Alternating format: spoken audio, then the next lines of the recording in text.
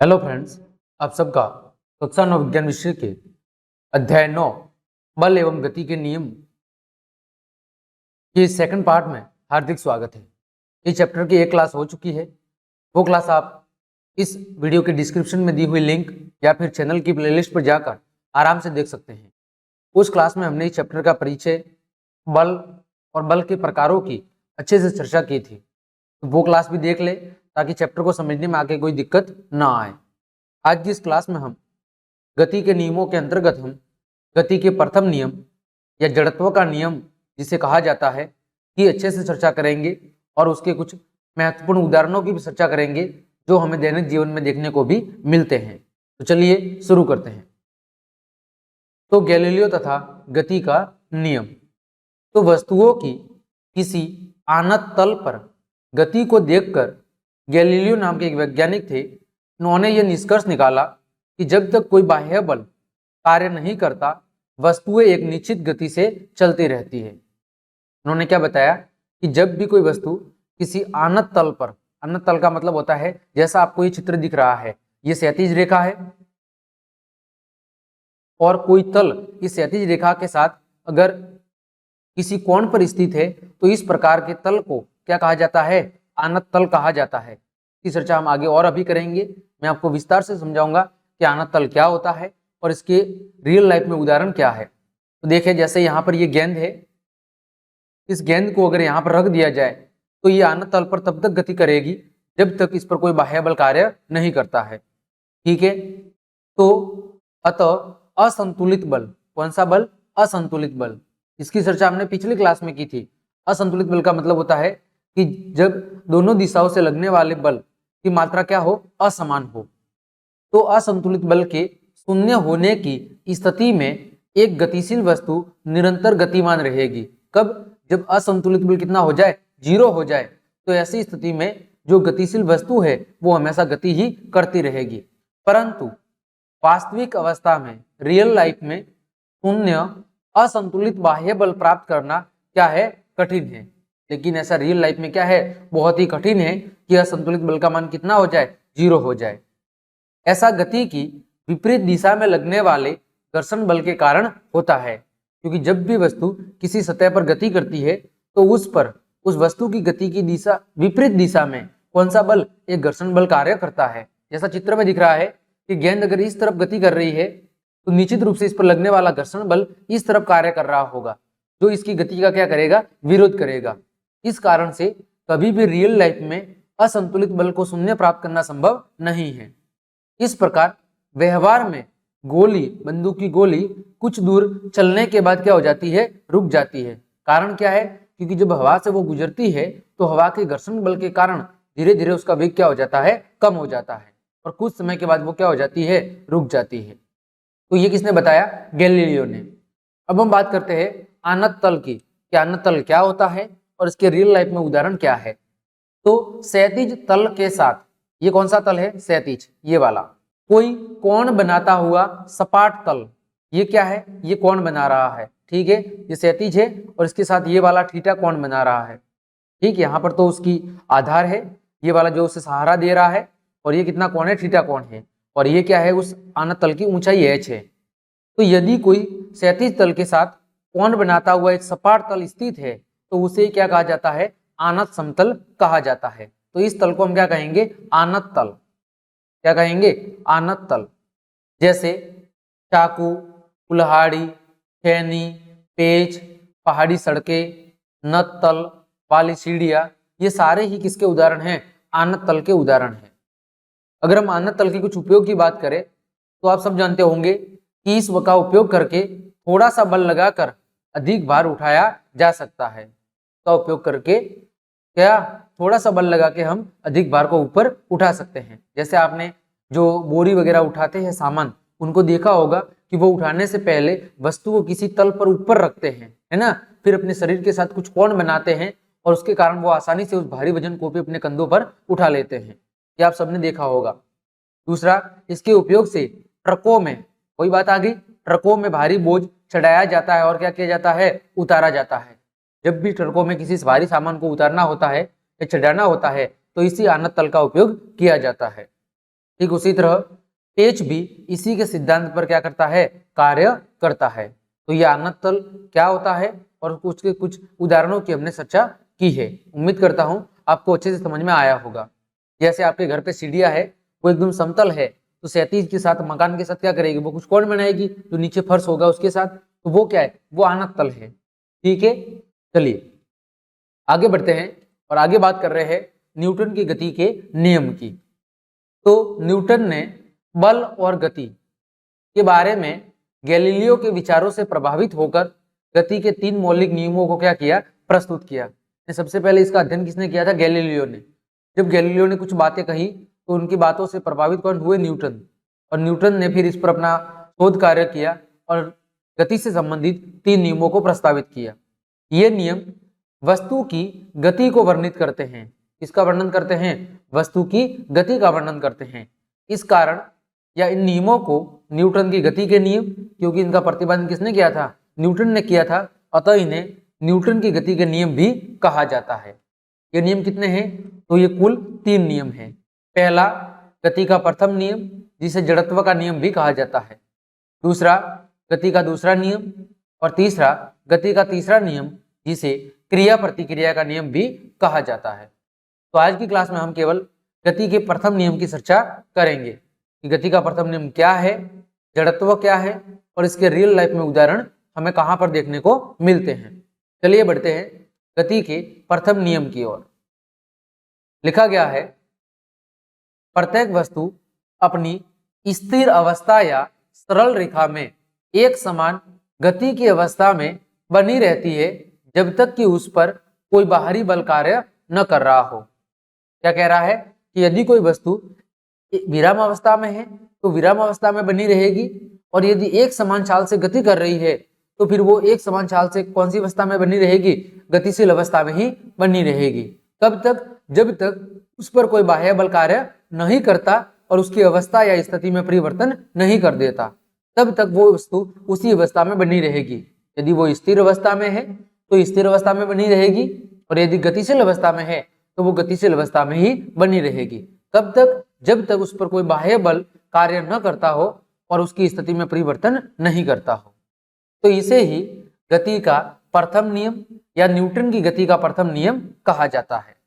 अगर दूसरे शब्दों में बात करें तो सभी वस्तुएं अपनी अवस्था में परिवर्तन का क्या करती है, विरोध करती है।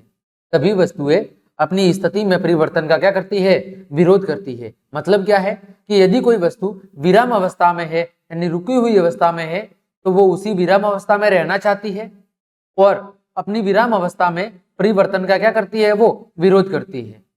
और यदि उसी तरह कोई वस्तु गति की अवस्था में है तो वो गति की अवस्था में ही बने रहना चाहती है, और अपनी अवस्था में परिवर्तन का क्या करती है, विरोध करती है। इसी कारण से यदि कोई वस्तु विराम अवस्था में है तो वो विराम अवस्था में ही रहना चाहती है, और यदि गतिशील अवस्था में है तो गतिशील अवस्था में ही रहना चाहती है। तो उनकी स्थिति में तब तक परिवर्तन नहीं होता जब तक उस पर कोई बाह्य बल कार्य नहीं कर रहा होता है। ठीक, गुणात्मक रूप में किसी वस्तु के विरामावस्था में रहने और समान वेग से गतिशील रहने की इस प्रवृत्ति को ही क्या कहते हैं, जड़त्व कहते हैं। वस्तुओं का वह गुण कि कोई वस्तु यदि विराम है तो वो विराम अवस्था में रहना चाहती है, और यदि गतिशील अवस्था में है तो वो गतिशील अवस्था में रहना चाहती है। वस्तुओं के इसी गुण को क्या कहते हैं, जड़त्व का गुण कहते हैं। ठीक है, और इसी कारण से गति का जो पहला नियम है उसे ही जड़त्व का नियम भी कहते हैं। आया समझ में? तो आपको केवल इतना याद रखना है कि प्रत्येक वस्तु अपनी स्थिति में परिवर्तन का क्या करती है, विरोध करती है। यदि कोई वस्तु विराम अवस्था में है तो वो विराम अवस्था में बने रहना चाहती है, और यदि कोई वस्तु गतिशील अवस्था में है तो वो गतिशील अवस्था में बने रहना चाहती है। और ऐसा तब तक चलता रहेगा तब तक उस पर कोई बाह्य बल कार्य नहीं करता। जब तक बाह्य बल कार्य करेगा तभी उसकी अवस्था में परिवर्तन होगा, और उसकी स्थिति में भी क्या हो जाएगा, परिवर्तन होगा। ठीक है, तो यही था गति का पहला नियम या जड़त्व का नियम। उम्मीद करता हूं आपको अच्छे से समझ में आया होगा। आगे बात करते हैं दैनिक जीवन में इसके कुछ उदाहरण कि कहां कहां पर हम जड़त्व के उदाहरण देखते हैं। देखो, पहला, एक व्यक्ति अगर बस में खड़ा है और अचानक बस क्या हो जाए, चलने लग जाए। जैसे ये व्यक्ति है और ये एक बस के अंदर बैठा है, कहाँ पर बैठा है, इधर एक बस के अंदर बैठा है, और बस अचानक से क्या हो जाए, चलना शुरू हो जाए इस दिशा में, तो क्या होगा, वो व्यक्ति पीछे की तरफ गिरेगा। कहाँ, एकदम पीछे की तरफ गिर जाता है। कारण क्या है, क्योंकि पहले बस और वो व्यक्ति दोनों ही कौन सी अवस्था में थे, विराम अवस्था से। क्यों, क्योंकि बस रुकी हुई थी। तो बस के चलने से, जब बस चलना स्टार्ट हुई, तो व्यक्ति के पैर जो किसके संपर्क में थे, वो बस के बिल्कुल सतह के संपर्क में थे। तो वो तो किस में आ गए, वो तो गतिशील अवस्था में आ गए, परंतु शरीर का जो ज्यादातर हिस्सा था वो अभी भी कौन सी अवस्था में है, विराम अवस्था में है, और वो विराम अवस्था में ही बने रहना चाहता है। इसी कारण वो अपनी स्थिति में परिवर्तन का क्या करेगा, विरोध करेगा, और इसी वजह से व्यक्ति पीछे की तरफ क्या हो जाता है, गिर जाता है। ये तो आप सबने देखा होगा कि जब भी आप किसी साधन में यात्रा करते हो और अचानक से वाहन को स्टार्ट कर लेते हैं या चल जाता है, तो आप पीछे की तरफ झुक जाते हो। इसका कारण क्या है, वही कि प्रत्येक वस्तु अपनी स्थिति में परिवर्तन का विरोध करती है, कि आप अगर उसमें बैठे हुए थे तो आप उसी विराम अवस्था में रहना चाहते हो। तो जब वस्तु उस साधन की गति स्टार्ट होती है, वो चलना प्रारंभ होती है, तो वो साधन तो गतिशील अवस्था में आ जाता है, परंतु आपका जो शरीर है वो अभी भी विराम अवस्था में रहना चाहता है, और इसी कारण से आपको पीछे की ओर धक्का लगता है। दूसरा उदाहरण है, अगर कोई व्यक्ति चलती बस में खड़ा है, कौन सी बस में, बस चल रही है, और अचानक बस क्या हो जाए, रुक जाए, तो वो व्यक्ति आगे की तरफ गिरेगा। कहां पर, आगे की तरफ। क्यों, क्योंकि जब बस चल रही है तो व्यक्ति का शरीर भी कौन सी अवस्था में है, गतिशील अवस्था में है, परंतु जब अचानक ब्रेक लग जाते हैं तो बस की गति क्या हो जाती है, कम हो जाती है, या फिर बस रुक जाती है। लेकिन व्यक्ति के जो पैर है वो तो बस के साथ विराम अवस्था में आ जाते हैं, परंतु उसका जो बाकी का शरीर है वो अभी भी कौन सी अवस्था में बने रहना चाहता है, गतिशील अवस्था में बने रहना चाहता है, और इसी कारण से वो अपनी अवस्था में परिवर्तन का क्या करता है, विरोध करता है, और वो आगे की तरफ क्या हो जाता है, गिर जाता है, क्योंकि अभी उसका शरीर कौन सी अवस्था में है, गतिशील अवस्था में है। तो इसी कारण व्यक्ति आगे की तरफ क्या हो जाता है, गिर जाता है।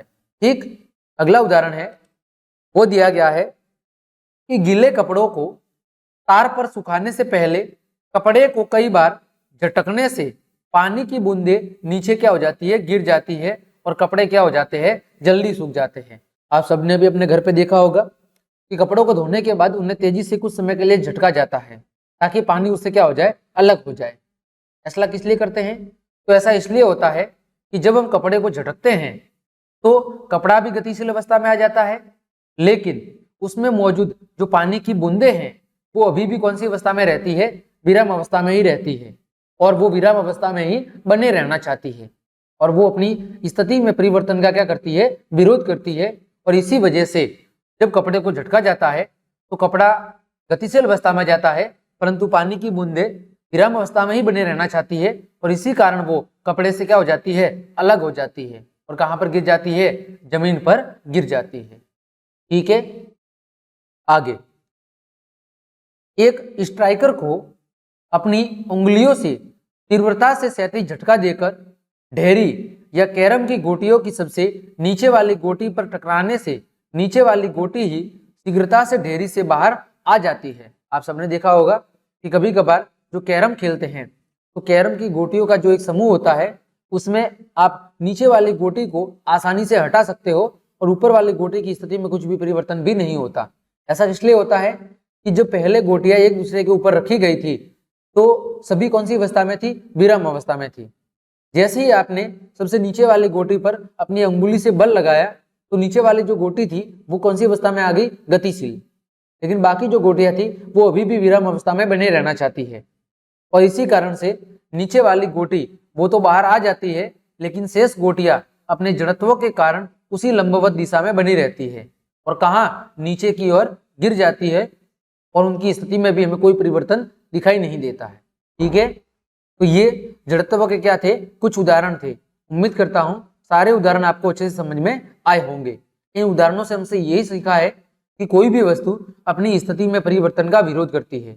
यदि वो विराम अवस्था में है तो वो विराम अवस्था में बने रहना चाहती है, और यदि वो गतिशील अवस्था में है तो गतिशील अवस्था में ही बने रहना चाहती है, और उनकी स्थिति में तब तक परिवर्तन नहीं होता जब तक उस पर कोई बाह्य बल कार्य नहीं करता है। ठीक, उम्मीद करता हूं ये नियम आपको अच्छे से समझ में आया होगा।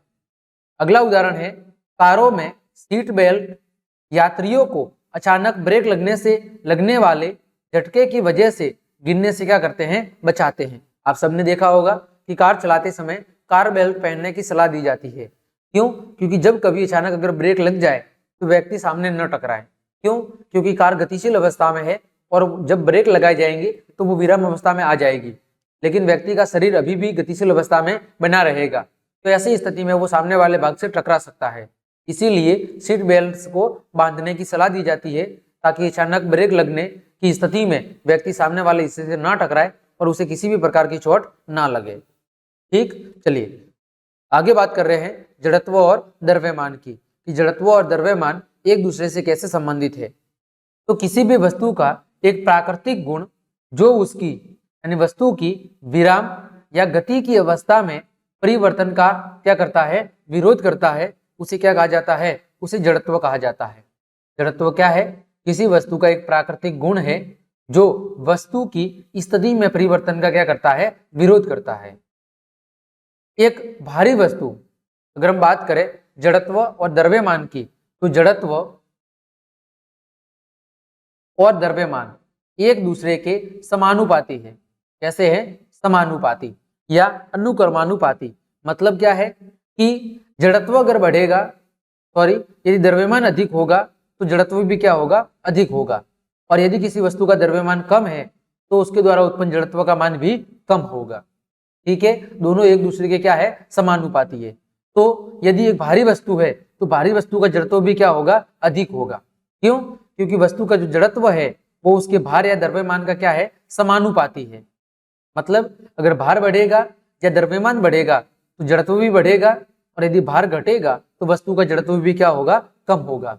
तो हम कह सकते हैं कि भारी वस्तुओं का जो जड़त्व है वो भी अधिक होता है, और जो हल्की वस्तु होती है उनका जो घनत्व है जो जड़त्व है वो भी क्या होता है, कम होता है।